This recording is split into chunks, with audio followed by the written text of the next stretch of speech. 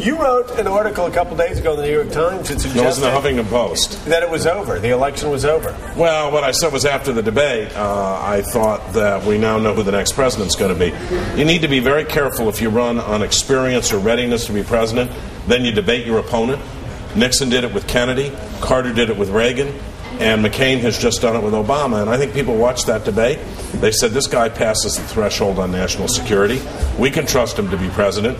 Huge advantage on the economy. It's hard to see unless there's some big intervening event how Obama doesn't become president. Yeah, somebody the RNC needs to call Ahmadinejad fast, or they're in big trouble. Well, that would be really serious. We're talking about a catastrophic event that could help change the dynamics of this campaign. Or Sarah Palin doing a good job on Thursday night. And she sat down with Katie again, didn't she? Yeah, she did sit down with Katie. She's been doing this for 2 weeks now. Well, it's not my place to say. Why don't I just show you what happened? Katie asked her where she gets her information. Governor Palin, how do you know about the world? How do you stay in touch with world affairs? Newspapers. She asked a fairly simple question, and here's how that exchange went. Times. What newspapers and magazines did you regularly read before you were tapped for this to stay informed and to understand the world? I've read most of them, again, with a great appreciation for the press, for the media. But like what one specifically, I'm curious that you...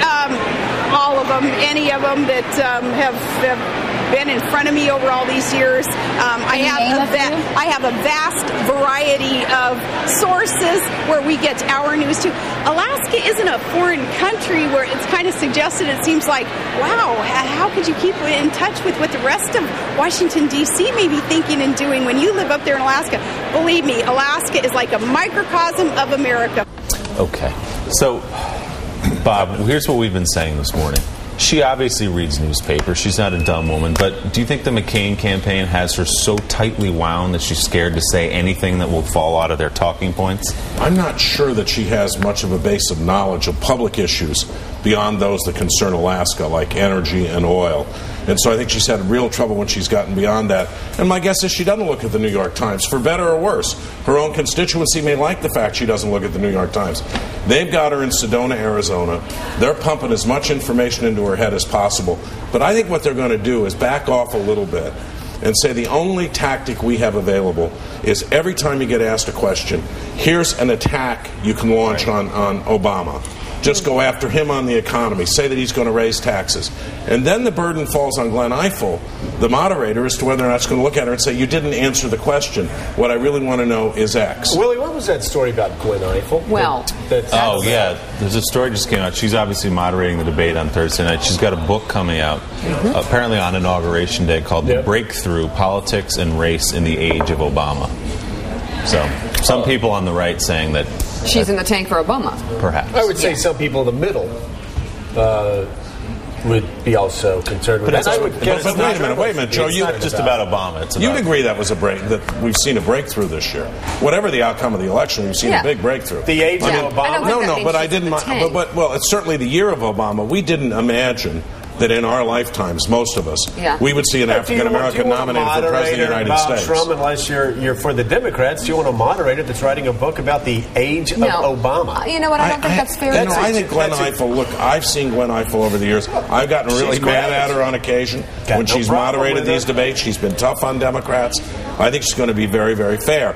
And I think the Republicans are doing this because they want to intimidate her into not being tough on Palin. Republicans are doing this. Mike Barnicle helped me out here.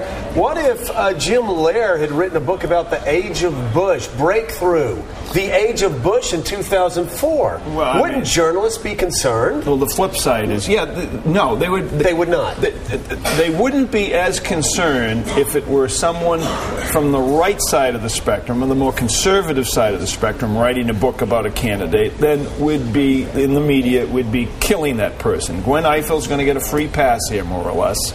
But if it was someone on the the other side would be killing that person. What if what would journalists say, Mika? Seriously, come on, let's get real here. No, what would journalists say if in 2004 Jim Lehrer wrote a book called Breakthrough, The Age of Bush, and then he moderated the debate? Listen, I don't care. I think Gwen Ifill's going to be fair. But seriously, this is, if you all don't immediately say that this causes concerns among journalists in the middle, not Republicans, not right-wingers, journalists in the middle, then there is a serious double standard going on here. All right, see, here's the way I look at it, and let's throw a different angle at this. I think you could moderate these debates, and I think you've come from different sides of the aisle. I think you have the capacity to be fair. I think you have the capacity to ask both questions to both candidates and still have your own views that others may know about. I think in this age of journalism, it is not about who is objective and who has what opinion. You know what?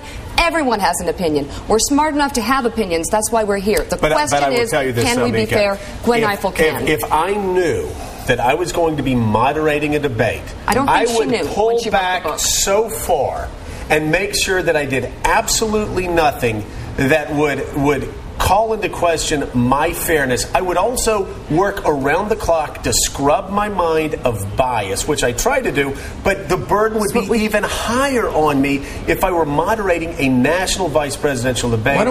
Joe, why don't we listen to the questions she asked on Thursday night? Yeah, and why don't we make a judgment then? Because I think the McCain campaign has gotten...